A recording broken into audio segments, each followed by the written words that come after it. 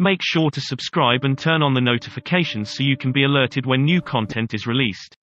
Enjoy the video. One of the things that I've learned in the last 5 years is that so much of our programming, so much of our unconscious mind is rooted in the body.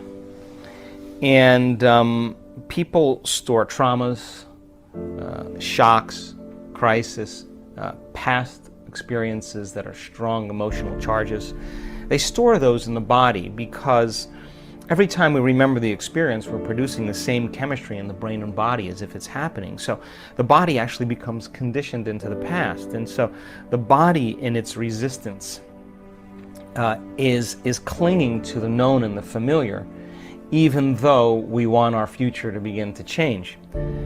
So if you understand then that you can't think greater than how you feel when you're addicted to certain emotions, or when you've been thinking and feeling in the same cycles and feeling and thinking that you condition your body to become the mind of that emotion, then when feelings become the means of thinking, then for the most part people are thinking in the past. So the body is struggling because it's clinging to the known, because it doesn't trust the unknown. And so some people would rather hold on to their suffering or their pain than take a chance in possibility. There's nothing wrong with that. It's just becoming conscious of the process.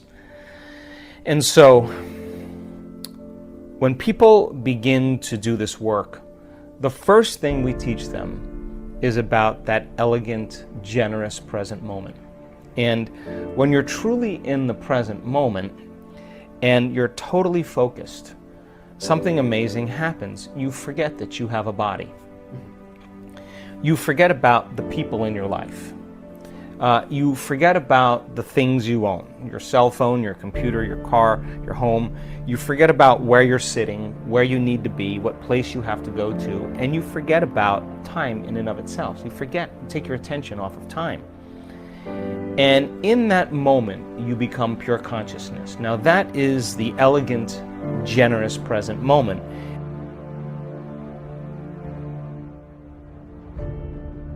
And when you are truly in the present moment, that intelligence that lives within you and all around you is always present. It's always paying attention. And that's the moment there's an alignment between the subjective consciousness that's free-willed and the objective consciousness of the quantum field. You're looking right in the mirror. So then, in order for us to heal our bodies, we have to get beyond our bodies. In order for us to change some aspect of our identity or personality, we have to literally forget about ourselves. In order for us to change some problem or condition in our life, we have to forget about our present life and forget about the predictable future or the familiar past. And so you can only talk around this concept. But for a person who struggles with creating joy when they feel so much pain, and that they're working on trying to fake it until they make it, my advice is very simple. Work on getting beyond yourself. Now, there have been so many people in this work that have struggled and analyzed and tried to get beyond themselves and then tried to fake it and did all those things until they finally just followed the instructions and became nobody, no one, no thing, nowhere, and no time. Once you're that pure consciousness, the next question is, as consciousness, can you begin to put your attention on that field? Can you begin to pay attention to it? To begin to become aware of it, to become more aware of it, to experience it, to feel it, to stay connected to it moment after moment after moment. Just because you can't see something doesn't mean it doesn't exist. So as your consciousness begins to become aware of the consciousness of the quantum field, and you're experiencing less separation. Remember, separation is three-dimensional reality. My senses fool me into believing you're over there and I'm over here and there's time and space between us. Three-dimensional reality. But as you begin to become pure consciousness, you begin to experience less separation. As you begin to put your attention on that field and stay present with it, that infinite space, and tune into it, and begin to become more aware of greater degrees of oneness and wholeness, the signature of that unified field, that energy that is organizing everything material, is intelligent love. It is very organized energy that we can only describe as love, but not like chemical love you have for your dog or your kids or your partner, but it's electric. It's the most familiar, unfamiliar feeling you'll ever have. It enlivens us. It is the very life force. It is the glue that's holding everything together. So then the moment you put your attention on it and you begin to connect to it, where you place your attention is where you place your energy. You're investing your attention and energy into that field, and you'll begin to experience greater and greater degrees of oneness and wholeness and begin to feel more love. And now you don't have to try, because the energy from these centers moves right into the heart. We've measured this thousands of times. And the person then is being baptized by the divine. And all of the struggles, all of the effort, all of the analysis, all of the bad meditations, all of the good meditations, all of the quitting, all of the complaining is worth it. Because that moment you run into it, it is the most amazing feeling you'll ever have.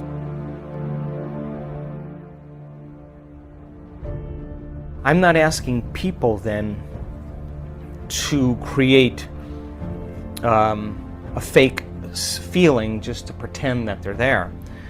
I'm asking them to become passionate. And when they're in that field and they're no longer encumbered by their body, now they can think greater than how they feel. They're not connected to matter and anything material. They're connected to this field. So I think about when I'm creating, if I am going to do something unlimited, I gotta feel unlimited. If I'm gonna create something magnificent, I have to become magnificent. So we have to work ourselves up into that state. And so there's an excitement, there's a change in energy. And when there's a change in energy, when you change your energy, you change your life. And nobody changes until they change their energy. So the fundamental question is, what do you get passionate about? What moves you? And this isn't a mechanical process. We're intuitively wired to create. So when you and I are saying, okay, let's create a new app, or let's create a program for our German community, and we're sitting down and we're starting to talk about it, and we're getting all these great ideas, our energy's changing, we're getting excited, and that's the energy that's available to create with. So the stronger the emotions that we feel to certain problems and conditions in our lives, the more we put our attention on the cause, whether it's your ex, whether it's your boss, whether it's a coworker, whether it's your pain. And basically, if you place your attention on those elements, you're giving your power away to that person or thing. So as you begin to overcome those emotions in the process of connecting, then as you overcome those emotions, you'll take your attention off those people or problems, and you'll begin to break the energetic bond with everyone and everything in your past, present reality. And now you're calling energy back to you. That's available energy for you to design a new destiny. So much people's creative energy is tied up in their pain. So then as they begin to take their attention off their pain, their body is starting to move closer to the present moment every day. And so don't be impatient.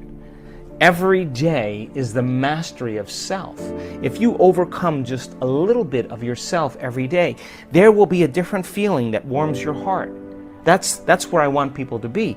And those add up over time. And yes, there's difficult meditations. Absolutely, I have them all the time.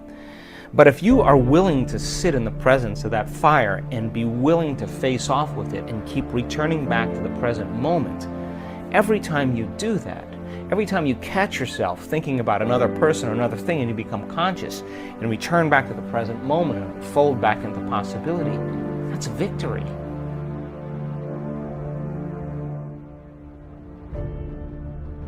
And that's what begins to take us into this sense of worthiness, this sense of respect for ourselves and everybody else. We begin to honor and love ourselves more because we're in the crucible, we're in the fire, but we're working.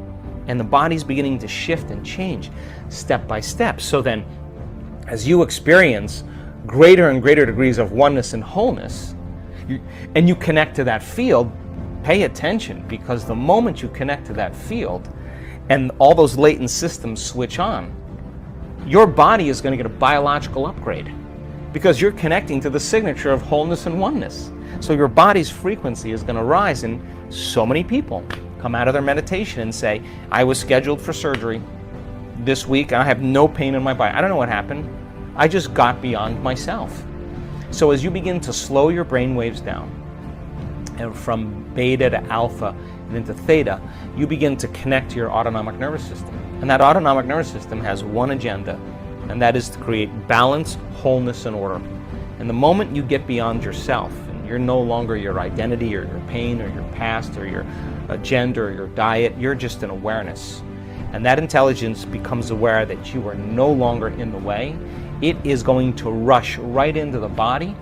And we've seen this on so many brain scans. That autonomic nervous system is going to light up. And now you are going to process a whole new stream of consciousness, and the body is going to get a biological upgrade from the field whose signature is wholeness. And disease is separation, pain is separation. And all of a sudden the field starts interacting on a cellular level. And the person all of a sudden feels different. But getting there every single day is just connecting to that field. And then when you're there, what are you passionate about? If you're passionate about something, just fall in love with the idea that you could be healed and relax and surrender to the field and allow a greater mind to do it for you. Just get out of the way, and every day, keep interacting with the field. Keep